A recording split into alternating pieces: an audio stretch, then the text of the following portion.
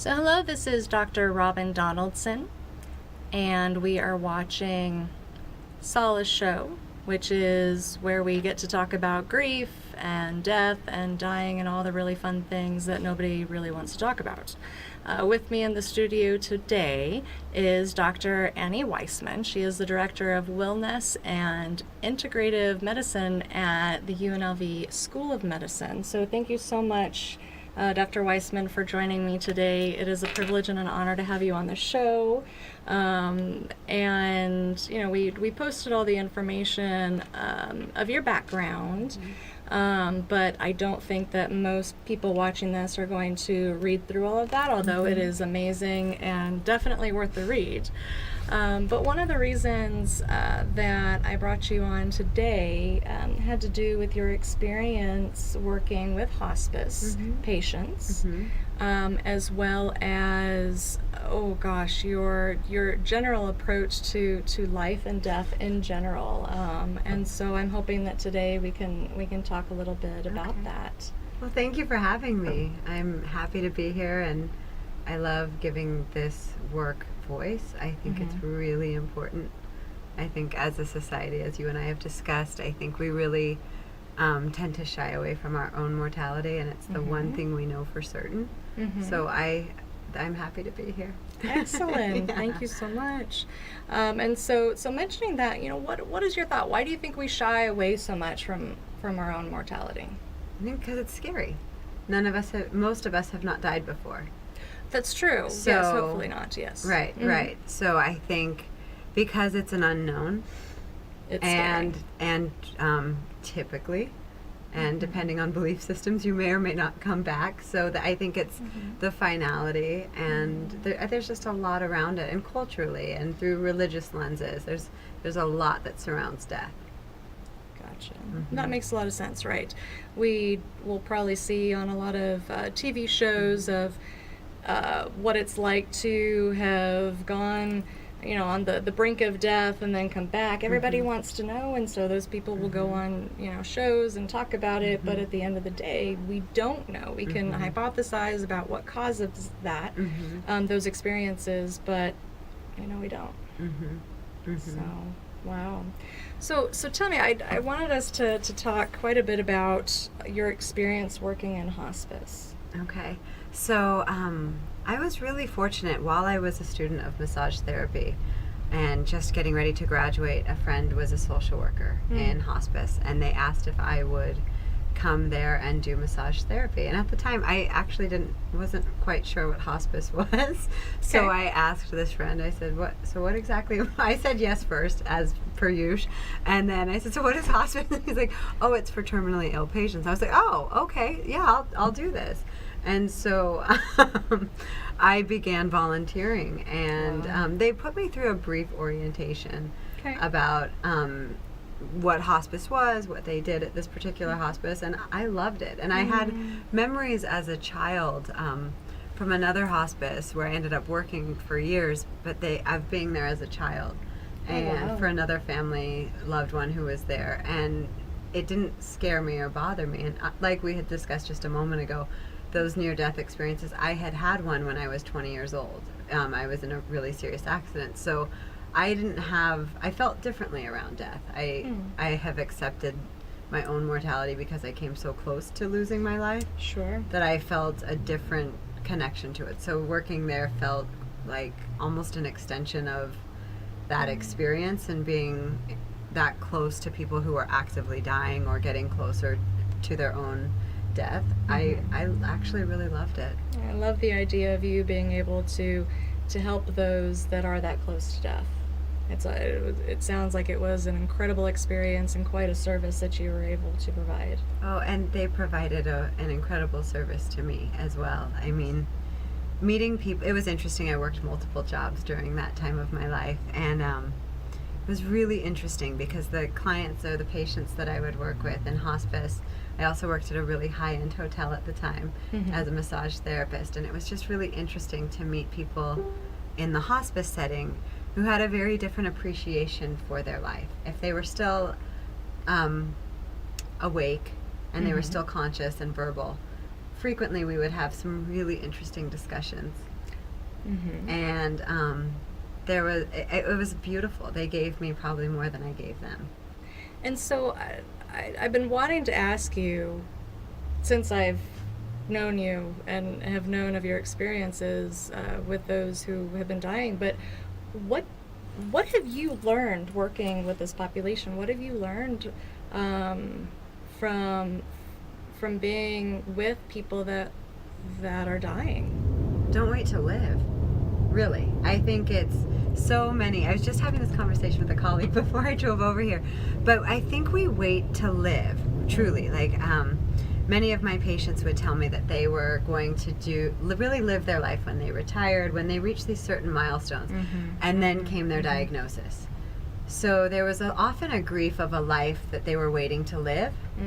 So that was a really interesting component, and every single day that I'd go into work and I'd see the list of patients I was going to work with, you meet people who, they were in the middle of their lives just like we are, and then came this diagnosis and this news. And there was so much that they were wanting to do, waiting to do. So I think living as fully and as presently as we can right now is what I learned. Gotcha. So there was definitely, what you witnessed was a grieving process of the life that they had already lived, and the life that they would not be able to live because of their diagnosis.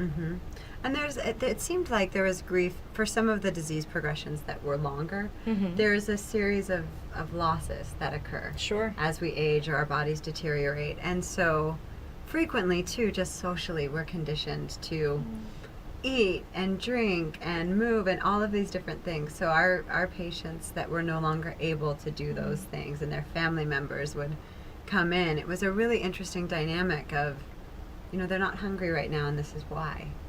And forcing food can actually increase. They could die sooner from because we lose the ability to swallow. The body dies, and typically in a pretty systemic way, where when it occurs, you can see the progression, and frequently, as it occurs naturally this way, there's that slowing. And so it was interesting to work with families who had their own grief around the impending the death, and we're taught to feed and to water and drink and eat, and thinking that you'll be stronger, when that's not actually the case. So there was a lot of work with families too, that it was like, this is natural, this is what's happening. Right. And I appreciate you sharing that. It really makes me reflect on the fact that regardless of the culture or the background, there's not a good understanding of the dying process. And we are constantly trying to stop people from dying, doing the things that we have been conditioned to do, that is supposed to be life affirming and life fulfilling. But we don't know how to support people that are dying, even as we are grieving. And I think that it is such a tough place for family members. So I'm very glad that there were folks like you to be able to educate people on how to do this perhaps a little bit better. Well, thank you. It feels like during that time of my life, I was also fortunate to work with some people who were delivering babies. So I would come in and help. The first time that I did it, I realized while I was in the labor and delivery room that we labor to go in to this world or come into this world. We also labor to go out of this world. And in those hours of working with the person who was delivering their child, it was really interesting, kind of the ebb and flow, and it was almost the same as a dying process. Like, there's a labor, there are absolute steps and things that happen where biologically that, okay, this person is in active labor, just as when somebody's dying, they're actively dying because these signs and symptoms are occurring. So it was really interesting, and I thought, what if we could teach or discuss this with pregnancy and birth are so celebrated and revered. Right. Death and illness and the eventual decline that we all have are so shunned and feared. What if we could shift this and teach each other how to love and support each other as we go through this. Mm-hmm. I think that could be incredible. And there is a death doula program. I was about to say, Dr. Weissman, tell me, what is it that we need to do to make this happen? Because I'm on board. There is a death doula program, and I forget where it's out of. I've looked into it, but I haven't done the training yet. But I think I will at some point in my life. It's really important work to me. It's having the opportunity to work with people in their final months or years or days of life for me it was the most powerful work I've ever done. Wow. And that is saying a lot. And I agree. I think that, if and when I get to that stage, I want a death doula. Mm-hmm. My thought, like right now as you're talking about this, I'm going, okay, so could I put that in my will, or into my advance directives?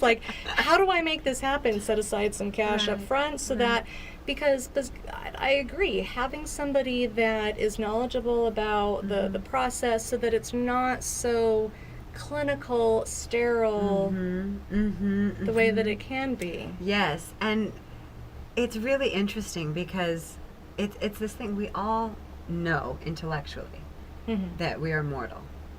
Sure, like that idea that someday I'm going to die, sure. Right, but none of us believe it.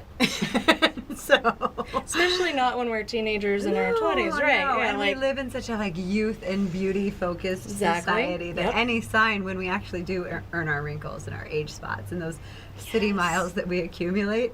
Right. I mean, we cover them with all this stuff, and I don't know, I just think culturally it's really strange, but I think doing this work, at the school that I work at UNLV, we really talk to the students frequently about this and treating human beings as such. Just because you're dying does not mean you are dead.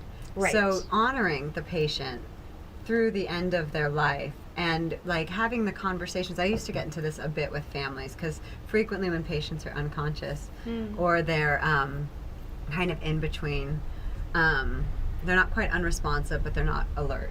Okay. So when their consciousness is shifting, frequently family members would stand bedside and have these interesting conversations as though the person that was laying in the middle of the room in the bed was not in there with them. Interesting conversations. I have a feeling that there are some other words that you could use to describe those. But they're charged with all the typical hot issues for families. Gotcha. It's money, it's relationships. At the end of life, everything comes to a surface. Yeah, stressful things that honestly, if I were laying there dying, I don't want to hear that. Clearly.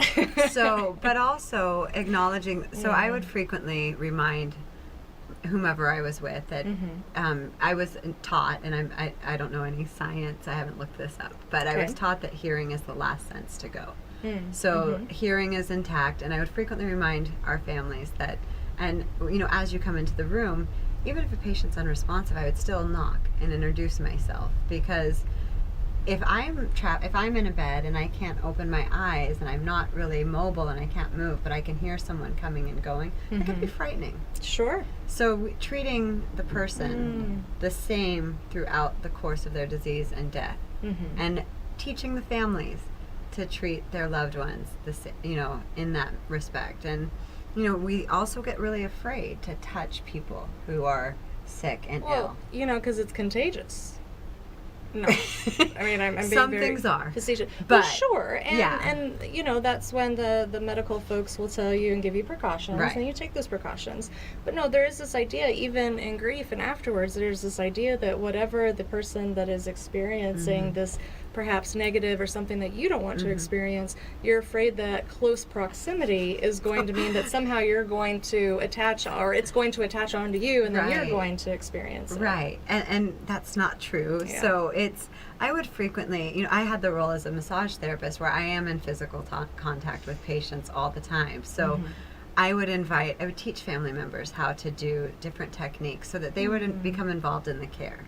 So that while they're in that grief, they can start to do all of us want something to do. It's very human. Yes. We're nervous, we need something to do frequently. Feeling like even though we can't solve everything, we could do a little thing to fix it? Yes. So providing those points on the body, those different techniques. We did this a lot in pediatric hospice too when there were siblings, because often when one child is ill, that child has the full attention of the family. Right. So if there are other siblings, naturally they're kind of like, hey, but they don't know it. So that was a really cool way to bring them in and say, hey, if they're overdoing whatever, can I show you something? Will you help me with this? And then showing them some things that they could do so that they were also involved in this process. I love that And idea. that it's abnormal for children to die. It just happens, unfortunately. Right. And so when there are ways that we can involve the whole family, that was one of my favorite things to be able to do, so that each of the siblings had an active role and voice and way of helping their family member or their mother or father, whomever it was, become involved in the care. Well, I love that. I want to go back to something that you said about it's abnormal for infants to die.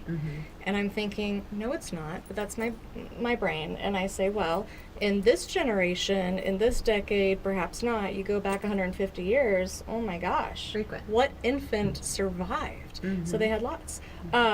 And I think that now, you talk about culture, you talk about these things that, how do we support families and individuals around this? And